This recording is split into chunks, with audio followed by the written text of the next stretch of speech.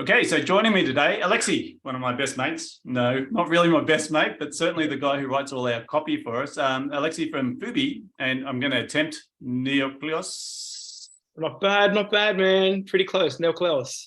Neokleos. Yeah. Right.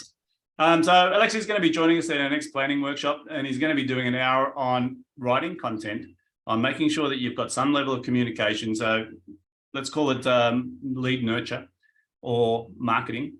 So tell us a bit about what you're going to cover, Alexi. Yeah, so we're going to be talking about content and copywriting, but more specifically, we're talking about why produce content, why write copy, what are the outcomes that most businesses are seeking. And that's critical because a lot of small businesses, they don't really realize the power and the potency of producing content. They don't realize, for example, when you have a consistent content machine, you've got communicators going out, most importantly to your email list and possibly on your social. One of the incredible knock-on effects that can happen is sales gets really, really easy.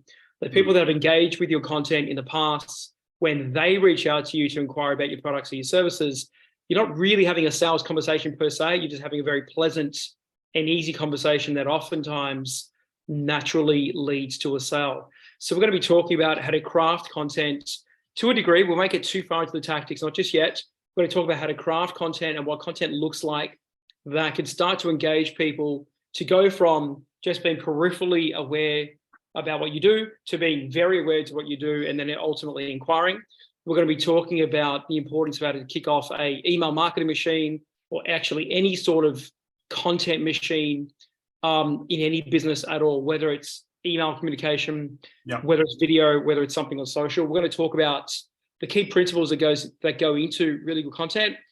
And then we're going to be talking about the key mistakes that most businesses make when they're starting to kick off a content machine. So we're going to cover a lot of ground, mate. I love it. I love it. Because, one of my favorite statements from many, many years ago was, marketing is just salesmanship in print. And most people don't realize that, sales is important in business. There's no question. But if my marketing does part of the sale, and I do a video or a blog and it actually educates my prospects, I can send that to one person or 1,000 or 10,000 people and they get the same message and my sales job becomes easier. And I think for most people who don't commit to a marketing machine, which is what sort of you touched on there, they're leaving money on the table. They're making their salespeople's jobs harder. And they're killing that database of people who know about them because they're not keeping in communication and they're not educating them. So I think it's going to be exciting to have you there because you've been doing this for a number of years and you've worked with so many different clients that the insight's going to be awesome. And teaching people a reason, it's not even how to copyright, it's why you need to commit to having a marketing system in the business is I think probably the best part of the message.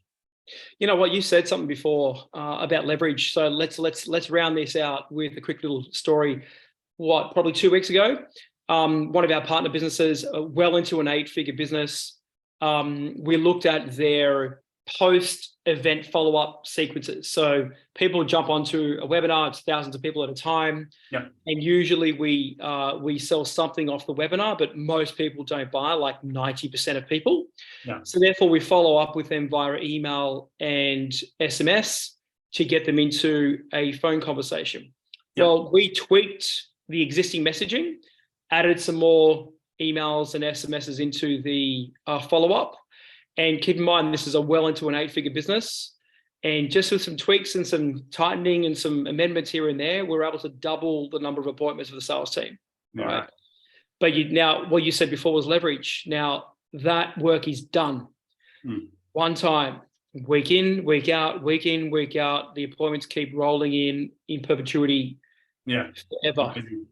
And it's like, because one of the fears people have is they say, oh, I've got to get it right before I get it out there.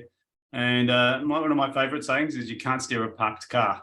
Those people who aren't publishing content, there's no way to make these adjustments, right? So assuming that someone can come up with a magical script or a magical piece of copy that's going to turn your business into success is just a myth, right? The reality is you've got to start, you've got to continue, and you've got to make the adjustments. So I think it's going to be pretty interesting to hear what you've got to say. I know there's going to be lots of questions around this because probably one of my bugbears is for most people is that they don't spend enough on marketing.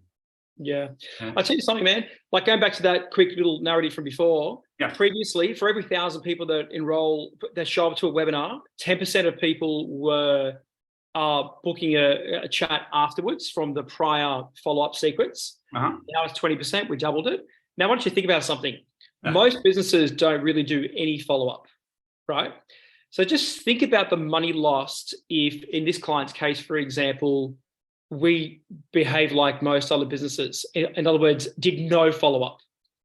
So for every 1,000, right, for every 1,000 attendees on the webinar, we would get just something passive. I don't know, call it 10, 5, 15.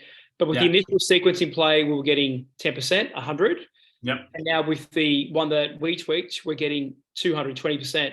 Yep. So if you compare where we are now, the 20%, the 200 out of every 1,000, to where we would be if there was no follow-up, and we'd be getting passively 5 or 10, what's that? If my maths are correct, that's a 20 to 40-fold increase. Yeah. For a series of emails and some SMSs. Yeah. It's insanity to not do this stuff, frankly, man.